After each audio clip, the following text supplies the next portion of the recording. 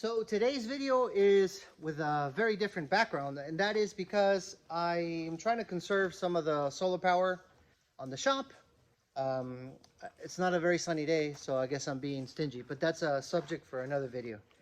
At any rate, this guitar is a guitar that I'm building for a really good friend of mine, somebody I've known for 41 years of my life.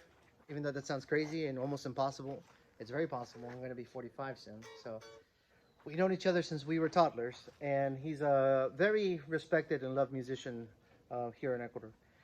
And I actually built a guitar for him 10 years ago or so, and he still has it today. And the other day he came to visit the shop, and we were just having a conversation, and he looked at this uncompleted project, and he said to me, "Man, that's kind of my thing." So I decided to gift this guitar to my friend, just in the name of our ancient friendship, I guess you could say. But this body was built with my brother maybe 10 years ago, and it just kind of sat in the shop for a really long time, didn't do anything. My brother did paint it with lacquer, and he tried to go for that sonic blue finish. And when it came out back in the day, it came out awesome. But as you can imagine, sitting in the shop for 10 years, now it's not perfect and started to age, and the lacquer now is showing some streaking. But I find it to be really cool looking, really beautiful. It makes it look like a vintage instrument, even though it's only, technically speaking, 10 years old. The guitar was also made maybe 8-9 years ago tops, and it was made for another instrument, not for this guitar. But my client who bought that guitar didn't want a rosewood. He wanted ebony. So I had to remake the neck, and I kept this neck, and I was like, one day I'll use it, and just kind of sat there again for 8 years, 9 years, or whatever it was. It's a mahogany neck with rosewood fingerboard, and then for the inlays I actually use the side dots in the front and of course on the side as well. So it's a very simple neck, but in its simplicity I find it's beauty, really.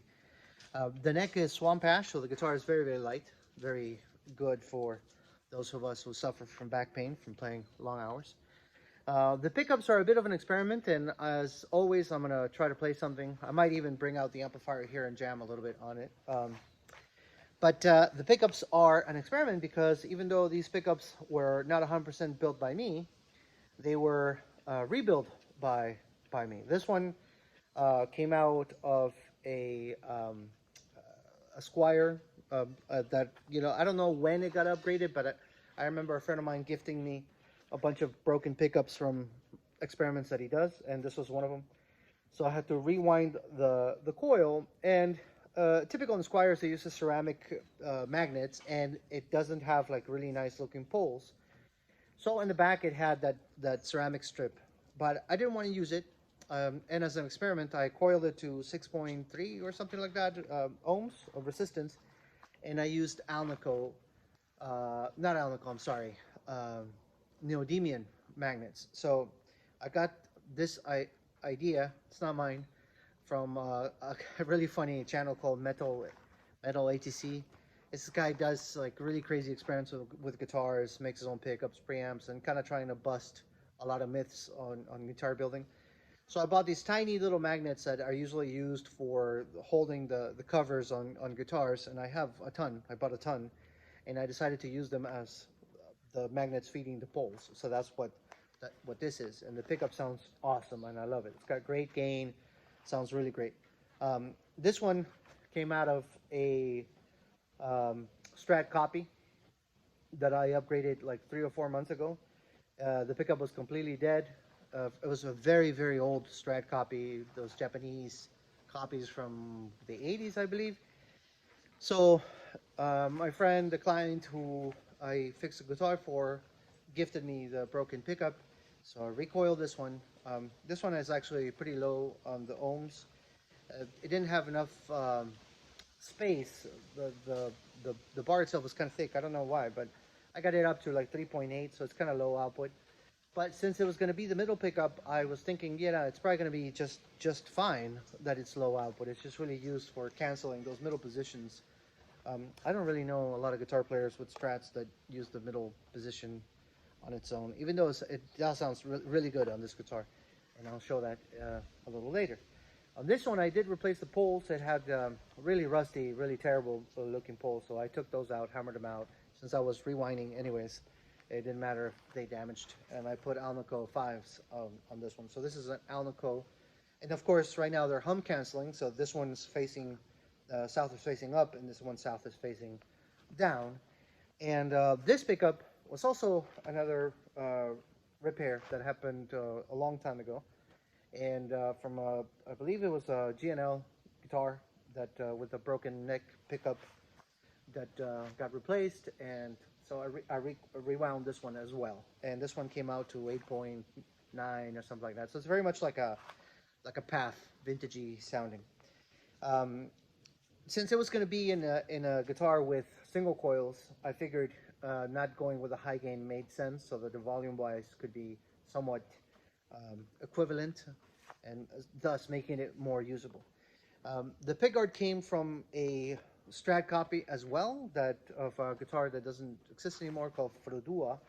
I used to have a couple of these Strats back in the day. My brother had one and I had one, and it had a different circuit. It had like a built-in preamp, and that's what that was right there. But I inlaid a piece of wood to cover that hole, and I reused this pickup, and it's been aged, so it fits the look. The bridge itself, it's from a standard American Strat I've had forever. I can't even remember when I got this bridge, but I've had it forever. So it's a fat block bridge, and the electronics are pretty standard. I use CTS pots on 2 of them because that's what I had, and the other one is a CTS copy. But it sounds great, and it has no noise. And of course, 5-way switch. This 5-way switch comes also from a Fender guitar. I had it from a Mexican Fender. I upgraded a really long time ago with a super switch. So this is just a regular 5-way. It's not a super switch. And of course, the back pretty standard. The plate you expect to see. No cover at the moment. It might stay like this. I happen to think that most of the time people just remove this and throw it away. It's been my case really for a few of the guitars that I've owned over the years, and my brother's as well. So it might just stay like that. Because this guitar was built so long ago, it has the old style of logo that we used to do. We don't do that logo anymore. And some really nice tuners. I believe these are, yeah, these are WD Music tuners. They were with the neck, so I can't really trace them at this point anymore. And yeah, I did change this knob. Originally I had plastic knob for the volume as well, but I think this makes sense. This kind of ties it together. I don't know, that's my opinion. I have a different style that's a little more domey. I might change it, I don't know. Depends on how I feel right before I turn in the guitar. So anyways, enough yapping about the instrument. I'm gonna connect an amp and I'll jam a little bit so you can hear the tones. All right, I'm just gonna do some clean tones first, and then we'll go for the fun stuff. But I'm gonna start switching pickup to pickup, and I'll let you know which one I'm using, of course. So this one's gonna be for the bridge position. For all the pickups, I'm just gonna use tone all the way up.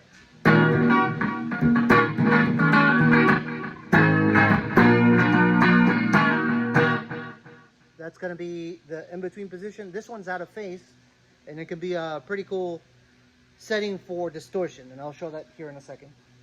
But clean, it sounds like this.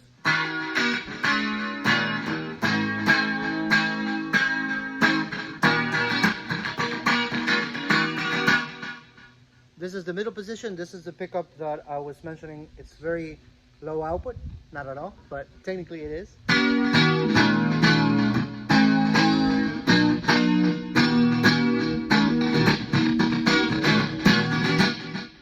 This is going to be the in-between position, neck and middle. That's probably my favorite Strat tone, I have to say, that position. And this is just the neck.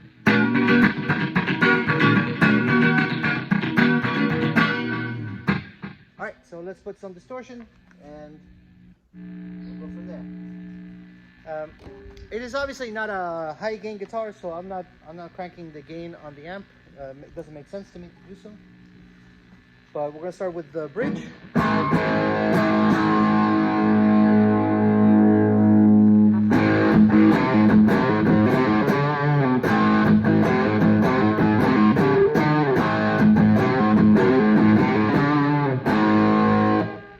This is the in-between position, which I think it could be really cool for playing something like Dire Straits, you know.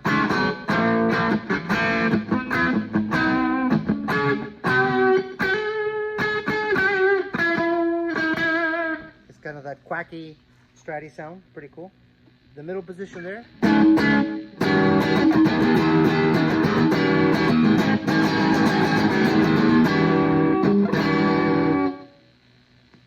This will be the hum canceling position, so these two, neck and middle.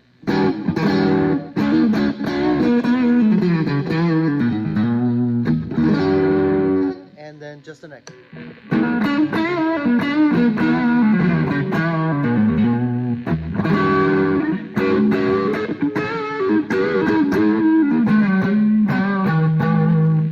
So of course the hum is there, but see, going back, there it goes away.